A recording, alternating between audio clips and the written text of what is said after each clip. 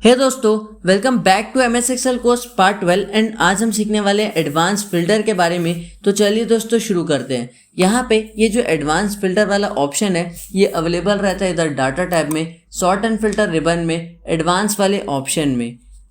अब basic filter में आप डायरेक्ट सेल्स में रहते हुए जो भी फिल्टर करना चाहते थे वो कर लेते थे। नाउ आप जब अब एडवांस फिल्टर सीखते हैं तो इसका मतलब आप जो भी फिल्टर करेंगे वो out of the data range जाके इन बाहर सेल्स में करेंगे। ठीक है, तो अभी अपन पहले क्या करते हैं, ये जो डेजिग्नेशन वाला अपना सेक्शन है इसको अपन कॉपी करके एक साइड में पेस्ट कर देते हैं और इसको थोड़ा सा ऐसी नॉर्मल फॉर्मेटिंग दे देते हैं।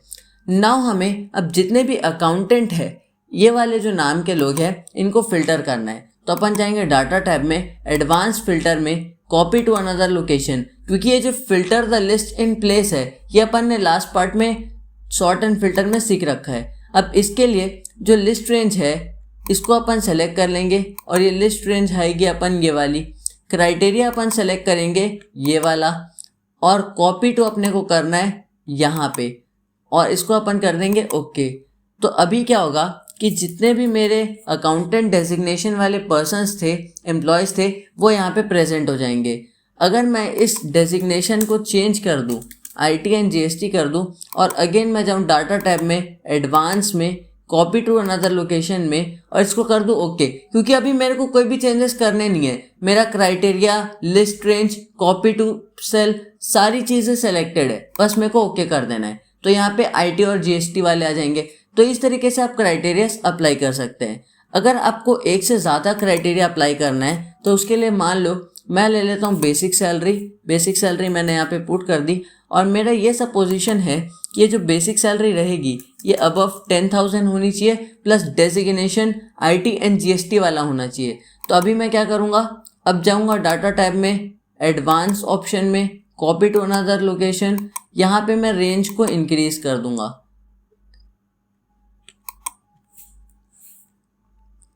मैंने इस रेंज को इंक्रीज कर दिया, अब मैं कर दूंगा ओके। तो IT GST जिसकी सैलरी अबव 10,000 है वो यहाँ पे फिल्टर होके आ जाएगा। ऐसी अगर मैं इसको अकाउंटेंट के लिए दे दूँ, फिर जाऊँ डाटा टैब में, एडवांस में, copy to another location okay. तो देखो अब ये अकाउंटेंट के लिए आ रहा है। तो ये इस तरीके से वर्क कर सकता है। अगर अब इसको आपको 1, 2 नहीं 3 क्राइटेरियाज देने हैं तो आप अगेन बोनस वाला प्रोवाइड कर लो। फिर उसके बाद अब अकाउंटेंट होगा, 10,000 के अबव सैलरी होगी और यस होगा, तब ये फिल्टर माना जाएगा। तो अपन again advance, copy to another location, range में चेंजेस हुए हैं तो रेंज को चेंज कर लो कुछ इस तरीके से एंड कर दो ओके। तो यहाँ पे चेंजेस रिफ्लेक्ट हो जाएंगे। अगर अपन इसको करते अकाउंटेंट के बजाय सुपरवाइजर, अगेन जाएंगे एडवांस में, यहाँ पे copy to another location and okay. तो देखो अब जो सुपरवाइजर का था उसका यहाँ पे प्रेजेंट हो क्या आ रहा है। तो ये इस तरीके से 3 वर्क करता है।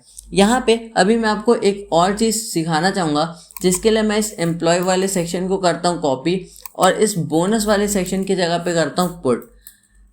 अब जब एम्प्लॉयज़ का नाम आप लेते हैं और अगर यहाँ पे आप स्टार और फिर A लगाते हैं तो इससे क्या होगा, डाटा फिल्टर करते टाइम उन लोगों का नाम फिल्टर होगा, उन एम्प्लॉयज़ का नेम फिल्टर होगा जिनके पूरे नेम में एक बार भी अगर A प्रेजेंट है तो वो फिल्टर हो जाएगा। जैसे यहाँ पे सुपरवाइजर की जगह मैं डेजिग्नेशन में ले लेता हूँ मैनेजर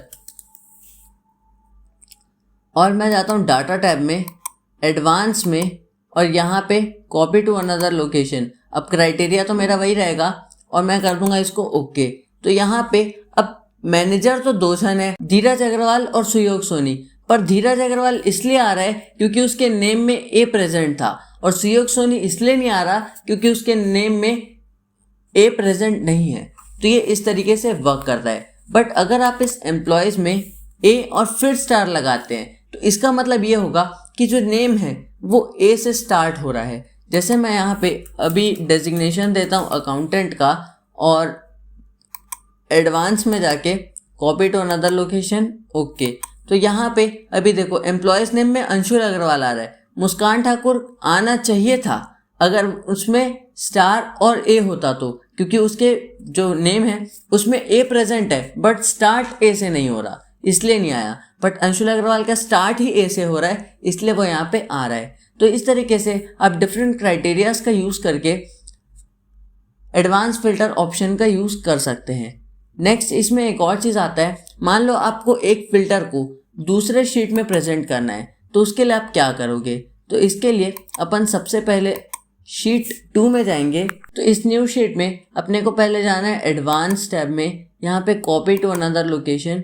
इस लिस्ट रेंज में आने के बाद अपने को जाना है शीट 1 में और ये जो अपनी लिस्ट रेंज है इसको सेलेक्ट कर लेना है। अब क्राइटेरिया रेंज के लिए अगेन अपन शीट 1 में आएंगे, जो अपना क्राइटेरिया रेंज है उसको अपन सेलेक्ट करेंगे, कॉपी करने के लिए आएंगे और जो अपना ये वाला सेल है इसको अपन सेलेक्ट कर लेंगे। तो इसमें अपन बेसिकली कर क्या रहे हैं कि अपन न्यू शीट में रहते हुए बार बार पुराने वाले शीट में जाके क्राइटेरियाज और रेंजेस को सेलेक्ट कर रहे हैं और इसके बाद अपने को कर देना है ओके। तो यहाँ पे अब आप देख सकते हैं जो मेरा फिल्टर था वो एक शीट से दूसरे शीट में प्रेजेंट हो गया है। तो इस तरीके से आप एडवांस फिल्टर का यूज़ कर सकते हैं। ठीक है, तो दोस्तों बस यार इस कोर्स के आज के पार्ट में बस इतना ही। उम्मीद है आपको सब कुछ समझा होगा एडवांस फिल्टर के बारे में। तो मैं मिलूंगा आपसे नेक्स्ट पार्ट में, तब तक के लिए keep watching, keep learning and good bye.